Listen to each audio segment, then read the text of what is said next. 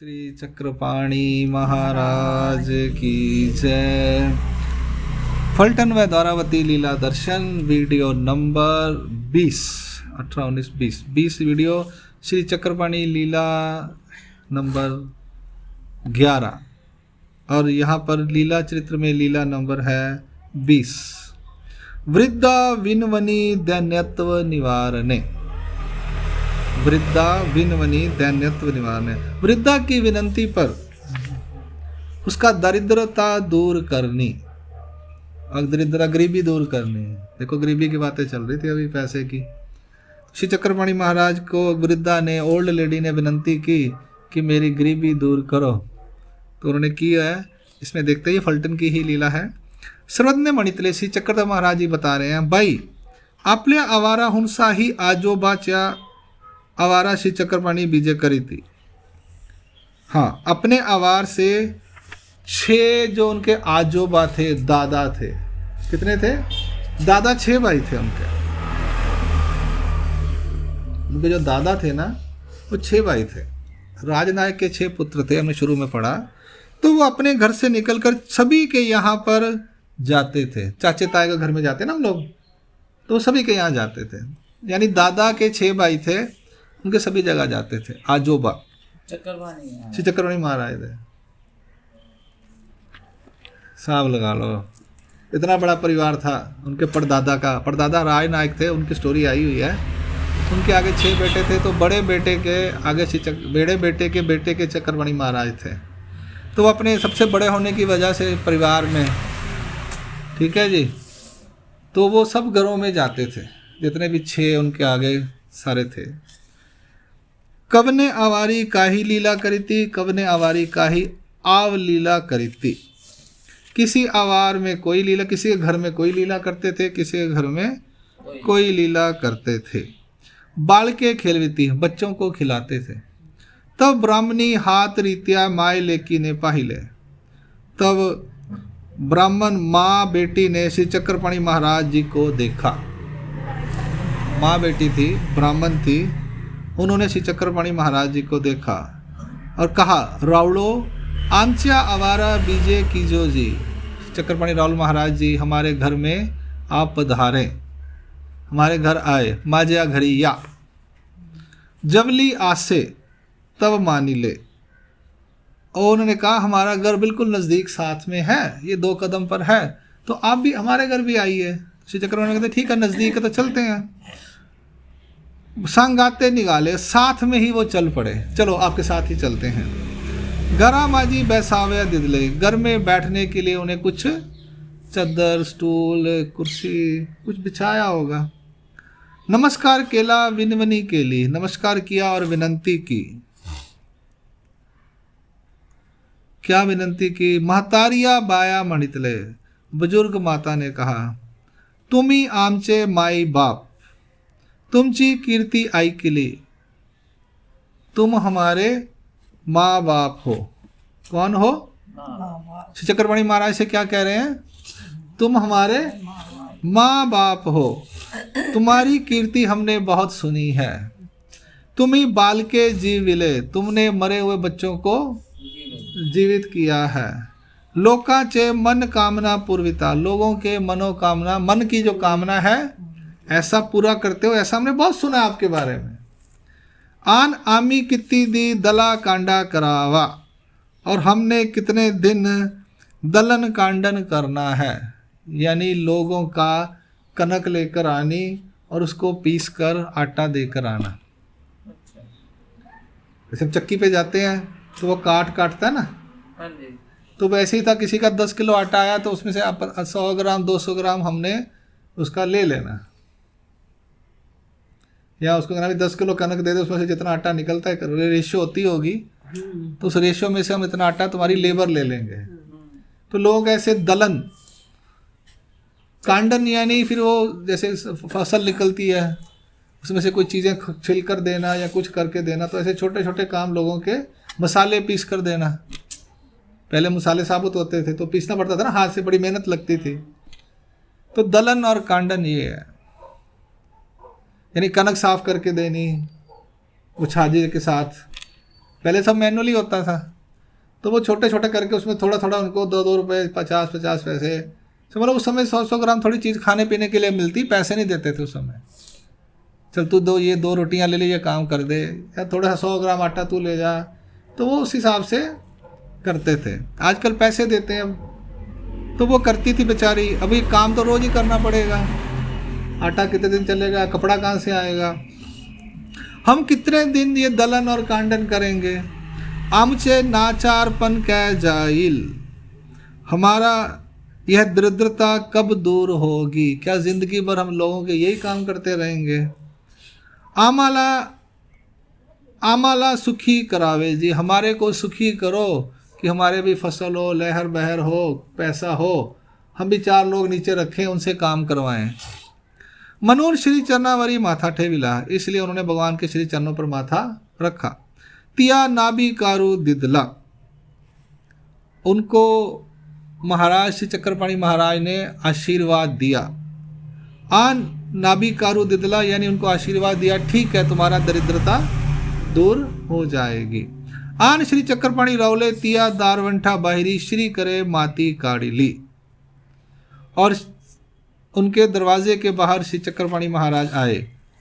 दारवंठ्याच्या बाहर, दरवाजे के बाहर श्री कर से मिट्टी को क्या किया, खोदा, निकाला।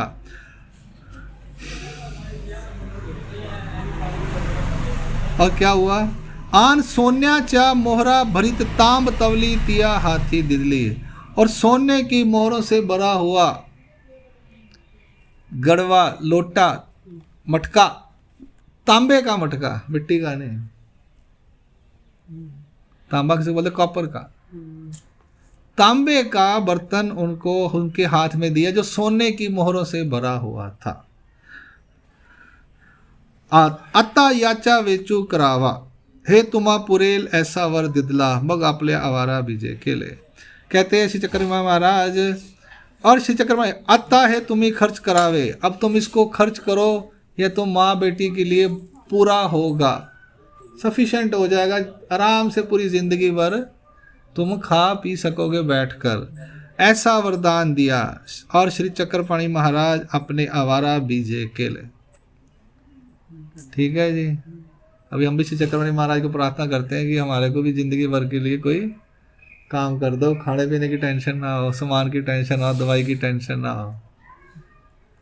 ईश्वर ने रखी है। हाँ, आपको नहीं रखी ना? नहीं। आपको रखी नहीं?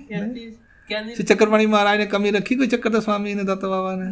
किसी ने भी नहीं रखी। मैं कह रही हूँ ये पता नहीं, ये कहती है मक्की की रोटी खानी है, उस दिन ना 2 रोटियां मक्की की। तो हमारे तो ऐसा है कि हम लोग जो सन्यासी हैं, जो अनुसरले हैं, या दीक्षित हैं, हम तो मुंह से बोलते हैं महाराज ये दिल करता है, ये चाहिए, तो भगवान अपने आप भेज देते हैं। हमारे लिए तो रोज की सोने की मोहरें हैं। हाँ, अपना आप देख लो, जो दुनिया वाले हैं, ग्रस्त में रह रहे हैं, जो पैसा कमाते हैं, नौकरी करते हैं, बिजनेस करते हैं, उनके बारे में हम नहीं कुछ कह सकते। उन्हें श्री चक्रपाणी महाराज, श्री चक्रधर महाराज से प्रार्थना करनी चाहिए, जो कमाई करते हैं, पैसा कमा के खाते हैं। हम तो श्री चक्रधर महाराज के भरोसे हैं, वो सब कुछ देते हैं जी। हाँ, बैंक नहीं भरते सोने की मोहरों की नहीं, तांबे नहीं देते भर के, पर किसी कमी चीज़ की कमी भी नहीं होने देते। ये बात तो सच्चाई है। हाँ, चलिए ठीक है जी, चलते हैं आगे। अगली लीला है लीला नंबर 21, अद्वैत पंडित निरुत्तर करने। अद्वैत पंडित को निरुत्तर करना। अद्वैत यानी वो ईश्वर और जीव को एक ही समझता है, वो कहता है अलग अलग नहीं है, ऐसे पंडित को निरुत्तर करना। सर्वज्ञ मणितले स्वामी ने कहा, भाई एकूदी पान पेखने श्री कृष्ण मंदिरे ब्रह्म विद्या उपनिषद श्री चक्रपाणी रावल वाखानित अस्ति। भाई एक दिन पान पेखने श्री कृष्ण मंदिर में ब्रह्म विद्या उपनिषद का श्री चक्रपाणी रावल महाराज वाखान कर रहे थे, यानी बता रहे थे। तय अब श्री अद्वैत पंडित पातला, उस समय अद्वैत पंडित वहां पर आए। काया प्रणीत करुणी बैसला, यानी काया प्रणीत ऐसे करके बैठ गया। आन परीक्षा के लिए, और क्या किया, जिज्ञासा की, परीक्षा की। एक हाँ, प्रश्न नहीं कह सकते, परीक्षा की, जानकारी के लिए पूछा। क्या पूछा, आन वणितले और कहा, अवगे ब्रह्म ची विस्तार ले असे, ये सब कुछ ब्रह्म का ही विस्तार है। श्री चक्रपाणी रावले मणितले, श्री चक्रपाणी राहुल महाराज ने कहा, कवना कार्य विस्तार ले असे, आन कारना वांचोनी कार्याचा विस्तार न से की, किस कार्य के लिए विस्तार हुआ है और कारण के बिना विस्तार कार्य नहीं होता। आप कह रहे हैं सब कुछ ब्रह्म है, अवगे ब्रह्म की, सब कुछ ब्रह्म का ही विस्तार है। कहते हैं क्यों विस्तार हुआ ब्रह्म स्वरूप का? ये माया के बारे में बोल रहे हैं। यहाँ पर चैतन्य माया को भी तीसरी ब्रह्म कहा गया है। तो विश्व देवता चौथी ब्रह्म है। ब्रह्म बोला, ब्रह्म मतलब व्यापक, यानी ये माया ने सब कुछ विस्तार है, ये माया का विस्तार है, ये सब माया ही है। तो माया ने ऐसा क्यों किया, उसका रीज़न बता दो आप। हम कुछ काम करते हैं तो उसके पीछे कोई कारण होता है ना।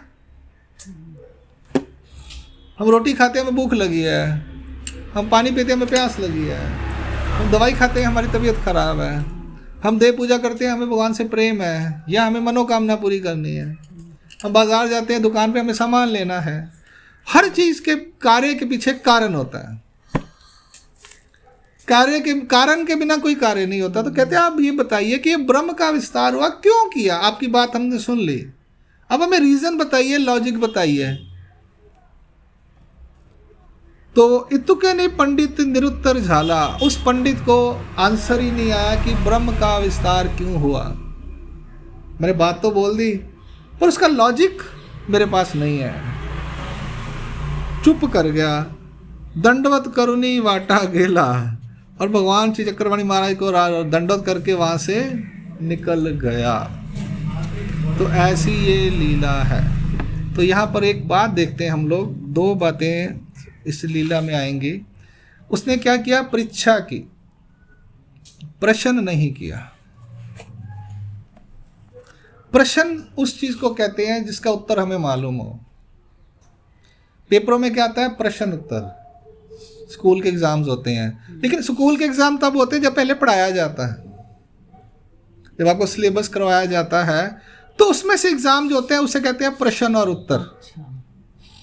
जो चीज आपको नहीं पता उसको प्रश्न नहीं कहते हैं, उसे कहते हैं जिज्ञासा या परीक्षा। मैं एक बात पूछना चाहता हूं, ये मुझे बता दीजिए, वो प्रश्न नहीं है। लोग कहते हैं मेरे प्रश्न का उत्तर दो, गलत। मेरी जिज्ञासा है, मुझे जानकारी चाहिए, क्या आपको मालूम है, क्या आप उसका जानकारी को संतुष्ट कर सकते हो क्या, उसे कहेंगे जिज्ञासा। महात्मे नहीं जिज्ञासा करावे, महात्मा नहीं प्रश्न करावे, ये कहीं नहीं कहा गया। बड़ी लॉजिक वाली, छोटा सा डिफरेंस नहीं है, बहुत बड़ा डिफरेंस। हम लोग कहते हैं जी हमारे प्रश्नों के उत्तर ही नहीं है किसी के पास। भाई साहब, प्रश्न जो एग्जाम में दिए जाते हैं उनके उत्तर आपको मालूम होते हैं। स्कूल में जाते हो तो आपको पहले सिलेबस पढ़ाया जाता है, फिर एग्जाम होता है, फिर प्रश्न आते हैं। जो सिलेबस पढ़ चुके हो उसके में से आपको प्रश्न पूछे जाते हैं। जो पढ़ा दिया गया उसमें से पूछो, उसे प्रश्न उत्तर बोलेंगे। जो आपको पढ़ाया नहीं गया या जो आपको पता ही नहीं है, ठीक है, आप उसके बारे में पूछ रहे हो, उसे कहेंगे जिज्ञासा या परीक्षा, कि मुझे इस चीज के बारे में मालूम नहीं है, आप मुझे इसके बारे में बताइए, आपको कुछ मालूम है तो। अभी आप मुझे फ़ोन आया कि दादाजी मैं बहुत लोगों से पूछ चुकी हूँ इस बात के बारे में, मेरे को सेटिस्फाइड आंसर नहीं मिला।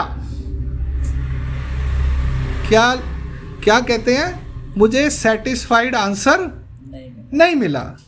यानी मतलब क्या है कि आपने उस चीज़ की स्टडी नहीं की हुई, इसलिए आपको आंसर नहीं मिला। बात को ना थोड़ा ध्यान से, लॉजिक से समझिए आप मेरी, कि हम लोग बेसिकली चीज़ों को जानते नहीं हैं। अपने मन में जितना भी सुना होता है इधर उधर से, या देखा होता है, या दिमाग में खुद ही चला लेते हैं हम लोग।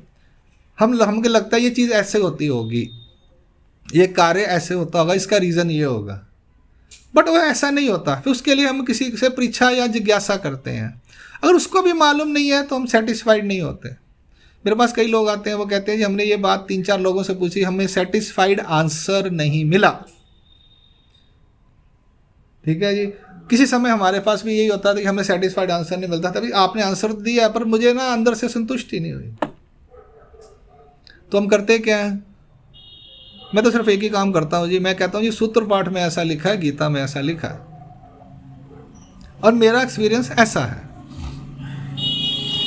सिंपल सा लॉजिक। अब अगले वाले को बात अपील करे या ना करे उसके लिए हम कुछ नहीं कर सकते। हाँ, हम आंसर जो दे रहे हैं उसका एक प्रूफ, प्रमाण हमें देना चाहिए, भैया इस किताब में ऐसा लिखा है। अब किसने लिखा है, श्री कृष्ण भगवान जी बताया, श्री भगवानुवाच, या सर्वज्ञ मणितले, या श्री दत्तात्रेय प्रभु ने कहा, या श्री चक्रपाणी महाराज की लीला बता देंगे। हमारे लिए तो यही प्रमाण है और यही सृष्टि के सिद्धांत हैं। ठीक है जी, तो ये ब्रह्म विद्या के अंदर ऐसा है। बाकी दुनिया में बहुत कुछ है, बहुत सी जिज्ञासाएं हैं, ये धरती कैसे बनी, ये विश्व कैसे चल रहा है, दिन क्यों हो रहा है, रात क्यों हो रहा है, मरने के बाद कहाँ जाता है, मरने से जन्म से पहले कहाँ आया, शरीर में कैसे आया, ऐसी बहुत सी जिज्ञासाएं हैं। तो इस पर लोगों ने रिसर्च की, जिनको साइंटिस्ट बोला जाता है, उन्होंने किताबें लिखी, वही किताबें स्कूलों में पढ़ाई जा रही हैं। उसमें से यथार्थ अयथार्थ दोनों चीज़ें हो सकती हैं। कुछ चीज़ें सही भी हो सकती हैं, यथार्थ यथा अर्थ होगा, कुछ का अयथार्थ यानी अर्थ भी गलत हो सकता है। तो ये दुनिया अज्ञानता से, अन्यथा ज्ञान से और ज्ञान, तीनों चीज़ों से भरी हुई है। प्रपोर्शन अलग अलग है हर व्यक्ति के अंदर, हर देश के अंदर, हर समाज के अंदर। तो हमने जब भी करना है तो जिज्ञासा या परीक्षा कहना है, प्रश्न नहीं कहना। लोग मुझे फ़ोन करते हैं कि महात्मा जी हमारा एक प्रश्न है, तो वहाँ पर वो गलत होते हैं, मैंने कभी इनको बताया नहीं। पर आज इस लीला में योग आया है तो मैं आपको क्लैरिफाई कर रहा हूँ। ठीक है जी, दंडो प्रणाम। श्री चक्रपाणी महाराज की।